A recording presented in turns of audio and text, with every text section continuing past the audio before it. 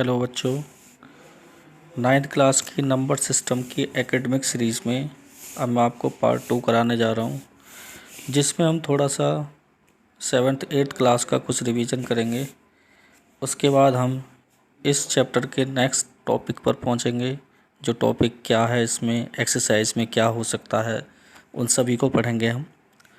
अब सबसे पहले मैं कुछ और चीज़ों को क्लियर करता हूँ।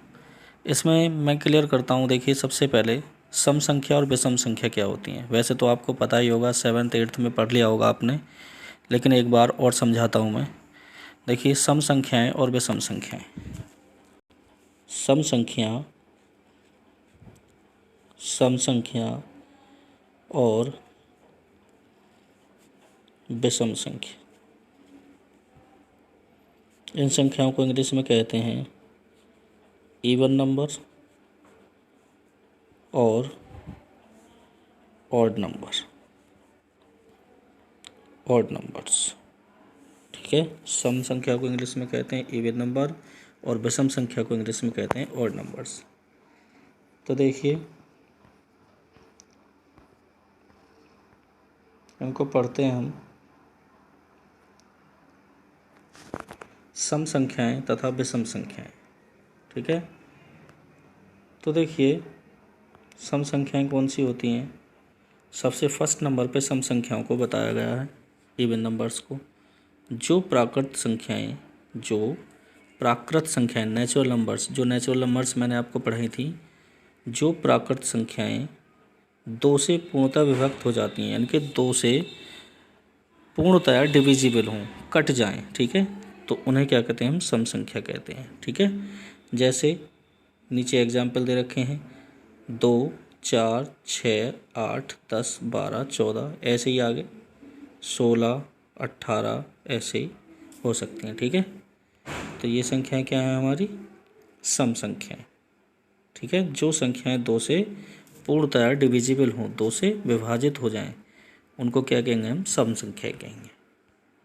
ठीक है, अब ऐसे देखिए, अब नीचे लिखा है प्रत्येक सम संख्या का इकाई का अंक 0, 2, 4, 6, 8 में से कोई होता है।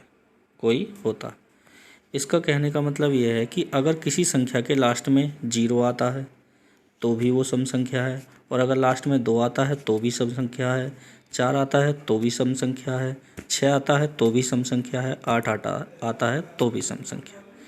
यानी कि जिस संख्या के लास्ट में, यानी कि जिस संख्या की का यूनिट डिजिट नंबर 0, 2, 4, 6, 8 में से कोई भी अगर हो तो वो संख्या अपने आप में इवन नंबर्स होगी, सम संख्या होगी। ठीक है, बात समझ में आ गई। जैसे एग्जाम्पल के तौर पे आपको समझाऊं मैं, कि जैसे आपको दिए जाए 430, क्या है, 430, यानी कि 430। तो इसके लास्ट में क्या है, 0, यानी कि इसका इकाई का अंक कितना है, 0। तो इसलिए ये क्या है, एक सम संख्या है। ये क्या है, एक सम संख्या, यानी कि इवन नंबर है। बात समझ में आ गई। ठीक है, ऐसे ही अगर आपको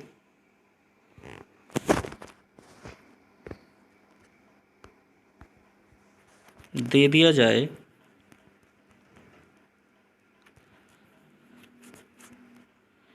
कि 4, 8, 3, 4, 4834। ठीक है, 4834। ठीक है, ये नंबर है आपके पास। तो इसका लास्ट का अंक कितना है, 4, और 4 क्या है, एक सम संख्या है। तो इसलिए ये पूरी एक सम संख्या होगी, इवन नंबर होगी। बात समझ में आ गई। अब देखिए, ऐसे ही विषम संख्याएं।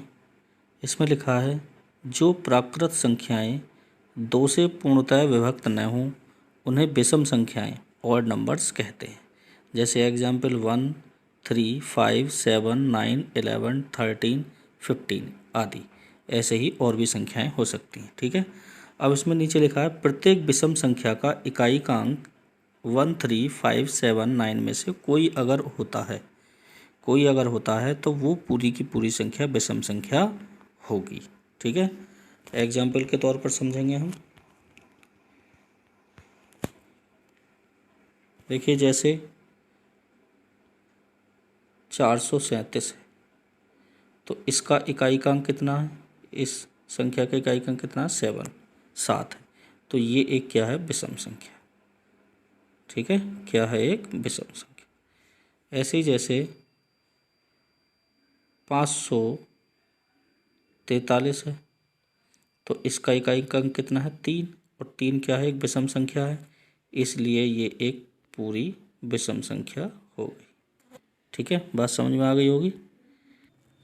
अब ऐसे देखिए 502,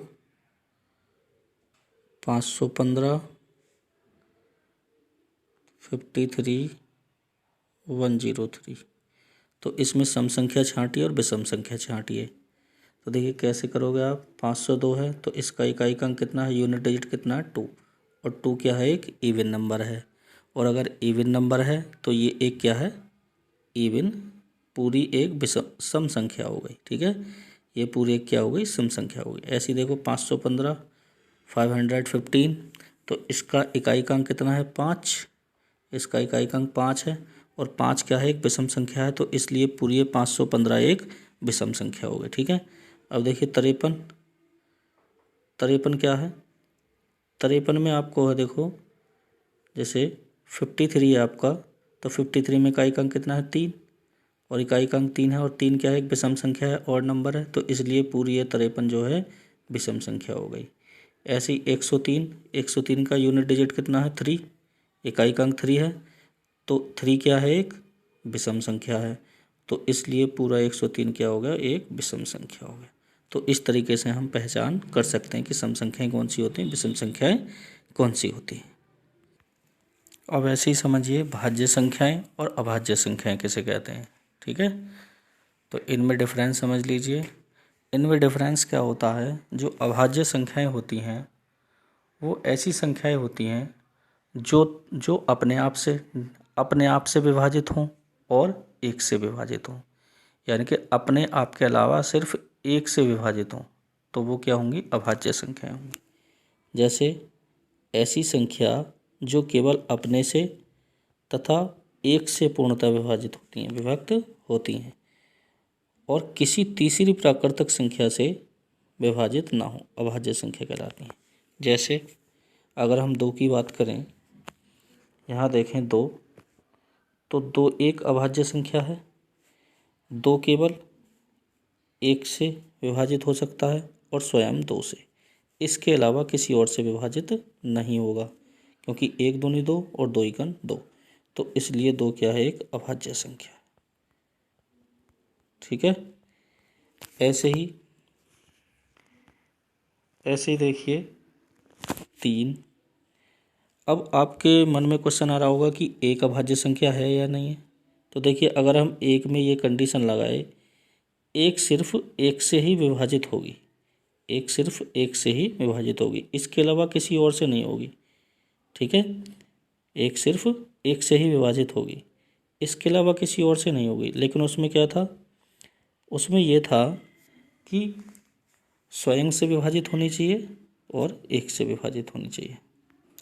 तो एक को इस श्रेणी में नहीं रखा जाता। ठीक है, तो इसलिए सबसे छोटी अभाज्य संख्या कौन सी हो गई 2। ठीक है, तो हमारी अभाज्य संख्या सबसे छोटी अभाज्य संख्या कितनी हो जाएगी 2।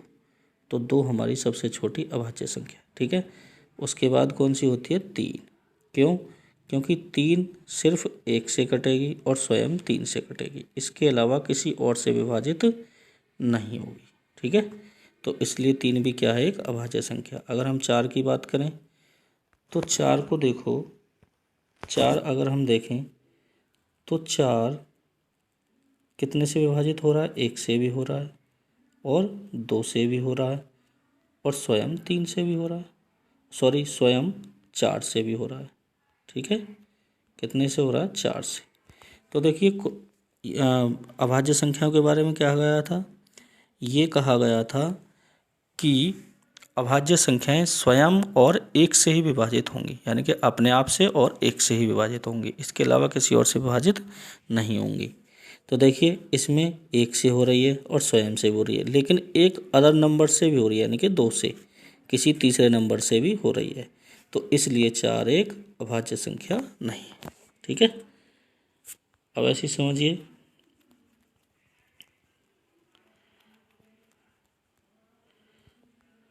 अगर हम बात करें 5 की, 5, तो 5 एक से होगी और स्वयं 5 से होगी। ठीक है, तो 5 एक अभाज्य संख्या है। ठीक है, अगर हम 6 की बात करें तो 6 1 से होगा विभाजित, 2 से होगा, 3 से होगा और स्वयं 6 से होगा। ठीक है, तो 3 नंबर से हो रहा, तो वो नियम हमारा फॉलो नहीं हो रहा, तो इसलिए 6 एक अभाज्य संख्या नहीं है। ठीक है, अब देखिए ऐसे ही अगर हम 7 की बात करें, अगर हम 7 की बात करें, 7, तो 7 में रूल अप्लाई करें तो 7 1 से विभाजित होगा और ओनली 7 से, तो इसलिए ये 7 क्या है, एक अभाज्य संख्या। 8 को अगर देखें हम, 8 1 से भी होगा, 2 से भी होगा, 4 से भी होगा और स्वयं 8 से भी होगा, तो इसलिए ये एक अभाज्य संख्या नहीं है। ठीक है,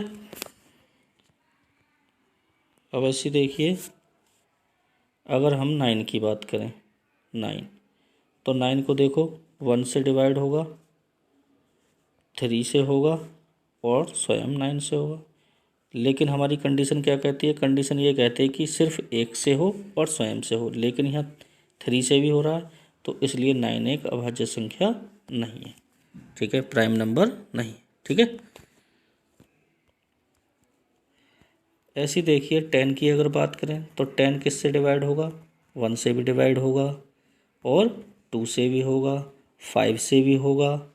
ठीक है, और स्वयं 10 से भी होगा, तो 2 अंकों के अलावा यानी कि 1 से और स्वयं 10 के अलावा वो 2 से और 5 से भी डिवाइड हो रहा है, तो इसलिए 10 एक अभाज्य संख्या नहीं है, यानी कि प्राइम नंबर नहीं। ठीक है, ऐसी अगर हम बात करें, अगर ऐसे ही हम एक सेट बनाएं तो सेट क्या बनेगा, अभाज्य संख्याओं का सेट बनेगा। कैसे बनेगा सेट, तो 2 से स्टार्ट होती हैं, 2 होती है, 3 होती है, 5 होती है, 7 होती है प्राइम नंबर यानी कि अभाज्य संख्या, 9 नहीं होती, 10 नहीं होती, 11 होती है, 12 नहीं होती, 13 होती है। ठीक है, 14 नहीं होती, 15 नहीं होती, 16 नहीं होती और 17 होती है। ठीक है, 18 नहीं होती, 19 होती है, 20 नहीं होती। ठीक है, क्यों, क्योंकि एक और स्वयं 20 के अलावा 4 5 से भी कट जाएगी। ठीक है, 21 भी नहीं होती, क्यों क्यों नहीं होती 21, क्योंकि स्वयं 1 और 21 के अलावा 1 और 21 के अलावा वो 7 से भी कट जाती है और 3 से भी कट जाती है, तो इसलिए 21 एक अभाज्य संख्या नहीं है। तो इसलिए कौन सी अभाज्य संख्या है, 23 है। 23 में ऐसा नहीं होता, क्यों, क्योंकि 23 केवल 1 से विभाजित होगी और स्वयं 23 से होगी, तो इसलिए 23 एक अभाज्य संख्या है। ठीक है, ऐसे ही 24 नहीं है, 25 नहीं है, 26 नहीं है, 27 नहीं है, 28 नहीं है, 29 है। इसके बाद कौन सी है, 29 है। ठीक है, ऐसे ही 31 और ऐसे ही आप आगे तक निकाल सकते हैं। ठीक है, बात समझ में आ गई होगी कि अभाज्य संख्याएं कौन सी होती हैं। ठीक है, अब ऐसे देखिए भाज्य संख्याएं, भाज्य संख्याएं, भाज्य संख्या। ठीक है, भाज्य संख्याएं कौन कौन सी होती हैं, जो एक और स्वयं के अलावा किसी और से भी विभाजित हो जाएं। जैसे अगर हम बात करें, ठीक है, अगर हम बात करें 4 की, तो 4 1 से भी डिवाइड होगा, ठीक है, 2 से भी होगा और 4 से भी होगा, तो ये क्या है, एक भाज्य संख्या है। ठीक है, अगर हम 6 की बात करें, 1 से भी डिवाइड होगा, 2 से भी होगा, 3 से भी होगा और स्वयं 6 से भी होगा, तो इसलिए क्या है, एक भाज्य संख्या है। ठीक है, ऐसे देखिए 9 की अगर बात करें तो 9 1 से भी डिवाइड होगा, 3 से भी होगा और स्वयं 9 से भी होगा। तो इसलिए ये क्या है, एक भाज्य संख्या है। ठीक है, ऐसी देखिए अगर हम 15 की बात करें तो 15 1 से डिवाइड होगा, 5 से होगा, 3 से होगा और स्वयं 15 से होगा। तो ये क्या है, एक भाज्य संख्या। तो 15 क्या है, एक भाज्य संख्या है। ठीक है, देखिए अगर हम एक की बात करें, एक नंबर की अगर बात करें तो एक न तो भाज्य संख्या होती है, न तो भाज्य होती है और ना ही अभाज्य होती है। ठीक है, ना ही अभाज्य होती है, ये भी ध्यान रखना है आपको। ठीक है, अगर आपसे पूछे वह संख्या बताइए जो ना तो भाज्य होती है और ना ही अभाज्य होती है, तो आपका आंसर क्या होगा, एक होती है। ठीक है, और अगर आपसे पूछता है सबसे छोटी अभाज्य संख्या बताइए, तो आपका आंसर क्या होगा, 2 होगा। वो क्या होती है, 2 होती है। ठीक है, बात समझ में आ गई होगी। ठीक है, इन संख्याओं को हम एक बार रिवाइज कर लेते हैं। सबसे पहले हमने पढ़ा था सम संख्या। ठीक है, सम संख्या कौन सी होती है हमारी, जो संख्याएं 2 से विभाजित हों। जो संख्याएं 2 से विभाजित होती हैं वो सब संख्याएं क्या होती हैं, सम संख्या होती हैं। जैसे 2 4 6 8 10 12 14। और जिस भी संख्या के इकाई का अंक यानी कि लास्ट का अंक अगर 2 2 4 6 8 और 0 इनमें से अगर कोई सा भी लास्ट का अंक होता है तो वो पूरी की पूरी संख्या क्या हो जाती है, एक सम संख्या हो जाती है। बात समझ में आ गई। इसके बाद हमने पढ़ा था विषम संख्या। क्या पढ़ा था हमने, विषम संख्या। तो विषम संख्या की पहचान क्या बताई थी हमने, विषम संख्या वो होती है, ऑड नंबर वो होती है जिसके ऑड नंबर क्या होती है, जो 2 से विभाजित ना हो, यानी कि 2 से ना कटे, 2 से डिविजिबल ना हो। ठीक है, बात समझ में आ गई।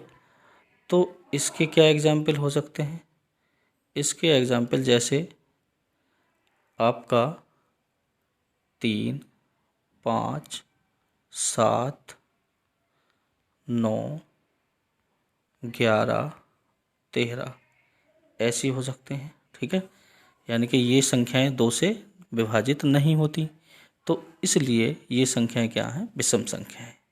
ठीक है, अब इसकी प्रॉपर्टी देखते हैं। प्रॉपर्टी क्या है, अगर किसी भी संख्या के लास्ट का अंक, अंतिम अंक या यूनिट डिजिट इकाई का अंक, ठीक है, अगर वो 1 3 5 7 और 9 इनमें से अगर कोई सा भी अंक आता है लास्ट में, तो वो संख्या अपने आप में क्या होती है, एक विषम संख्या होती है। क्या होती है, विषम संख्या होती है, ऑड नंबर होती है। ठीक है, जैसे एग्जाम्पल के तौर पर अगर हम देखें तो जैसे 425, तो लास्ट का अंक कितना है, 5, और 5 एक क्या है, विषम संख्या है, इसलिए पूरा 425 ये एक विषम संख्या होगा। ठीक है, अब देखिए जैसे 420, तो इसके इकाई का अंक कितना है, 0, और 0 जो होता है वो किसकी कंडीशन में है, सम संख्या की कंडीशन में। ठीक है, बताया था कि अगर इकाई का अंक 0 2 4 6 8 तक अगर आता है तो वो सम संख्याएं होती हैं, तो ये क्या है, सम संख्या है। ठीक है, अब ऐसे देखिए जैसे 531, तो ये सम संख्या है, विषम संख्या है, क्योंकि इसका इकाईकांक 1 है, तो इसलिए ये एक विषम संख्या होगी। ठीक है, क्या होगी, एक विषम संख्या। ठीक है, समझ में आ गई होगी। तो आपकी सम संख्या और विषम संख्या में अंतर समझ में आ गया होगा। अब इसके बाद हमने आपको समझाया था भाज्य संख्याएं और अभाज्य संख्याएं। क्या समझाया था, भाज्य और अभाज्य, भाज्य और अभाज्य संख्या। ठीक है, भाज्य और अभाज्य। तो भाज्य और अभाज्य में क्या होता है, प्राइम नंबर और को प्राइम नंबर। ठीक है, तो इसमें क्या होता है, प्राइम नंबर कौन से होते हैं? प्राइम नंबर वो नंबर होते हैं जो अपने आप से विभाजित हों और एक से विभाजित हों, जो स्वयं से विभाजित हों और एक से, इनके अलावा किसी और अन्य संख्या से विभाजित ना हो, तो वो क्या कहलाते हैं? अभाज्य संख्याएं कहलाती हैं। ठीक है, तो अभाज्य संख्याएं कौन सी हो गई? जैसे 2। ठीक है, अब बात आती है एक की, बताया था हमने, एक ना तो भाज्य होती है और ना ही अभाज्य होती है। ठीक है, तो जैसे 2 केवल एक से कटेगा और स्वयं 2 से ही कटेगा, तो इसलिए 2 एक अभाज्य संख्या है। 3 केवल 3 से कटेगा और 1 से कटेगा, इसलिए 3 एक अभाज्य संख्या। 4 एक अभाज्य संख्या नहीं है, क्यों? क्योंकि 4 1 से कटेगा, 2 से कटेगा और स्वयं 4 से कटेगा, तो इसलिए 2 संख्याओं के अलावा तीसरी संख्या से भी कट रहा है, तो इसलिए 4 एक भाज्य संख्या है, ना कि अभाज्य संख्या। ठीक है, तो और 5 एक अभाज्य संख्या है, क्यों? क्योंकि 1 से विभाजित होगी है और स्वयं 5 से होगी, तो इस संख्या। ऐसे ही 6 नहीं होगी, 7 होगी, 8 नहीं होगी, 9 नहीं होगी। 9 क्यों नहीं होगी? क्योंकि 9 1 से भी विभाजित हो रही है, 3 से भी हो रही है और स्वयं 9 से भी हो रही है। ठीक है, और 11 होगी। 11 यानी कि 11 केवल 1 से विभाजित होगी और स्वयं 11 से होगी। ठीक है, 13। ठीक है, ऐसे ही 14, 15 नहीं होगी, 16 नहीं होगी, 17 होगी, ऐसे ही और संख्याएं होंगी। ठीक है, बात समझ में आ गई? देखिए बच्चों, मैंने इन 4 पॉइंटों को आपके सामने रखा है और मैं डिफरेंस बताया है कि क्या क्या होता है। ठीक है, तो इन 4 पॉइंटों को आप विशेष रूप से ध्यान रखिए, ये किस तरीके से होते हैं, कैसे होते हैं, ये सब मैंने समझाया कि इनमें डिफरेंस क्या होता है, सम संख्याएँ क्या होती हैं, विषम संख्याएँ क्या होती हैं, सम संख्या क्या होती हैं, विषम संख्या क्या होती हैं, अभाज्य संख्या क्या होती हैं, भाज्य संख्या क्या होती हैं, ये सब मैंने आपको समझाया। इन पॉइंटों को आप याद रखेंगे, इनके लिए हमें आगे ज़रूरत पड़ेगी, इसलिए मैंने आपको समझाया है। इसके बाद हम एनसीईआरटी की बुक्स के मेन पॉइंटों को पढ़ेंगे, जिसमें हमें संख्या रेखा पर संख्याओं को दर्शाना होगा, किस तरीके से हम उन संख्याओं को दर्शाएंगे, परिमेय संख्याओं को कैसे दर्शाएंगे, अपरिमेय संख्याओं को कैसे दर्शाएंगे, जिनको हम बोलते हैं रेशनल नंबर और इरेशनल नंबर, किस तरीके से हम दर्शाएंगे। ठीक है, तो आप नेक्स्ट वीडियो का वेट करिए। इस वीडियो में आपको सब कुछ समझ में आ गया होगा, और अगर आपको कोई बात क्लियर नहीं होती है तो आप मुझे कमेंट बॉक्स में कमेंट करिए। ठीक है, और आपके सुझाव, जो भी आपके सुझाव हो वो मुझे बताइए, मैं वीडियो में और इम्प्रूवमेंट करने की कोशिश करूँगा। ठीक है, जैसा ही भी सुझाव हो आप मुझे बताइएगा। ठीक है, और अपना ख्याल रखिए, स्वस्थ रहिए और लॉकडाउन का पूरा फ़ायदा उठाइए। ठीक है, थैंक यू, धन्यवाद।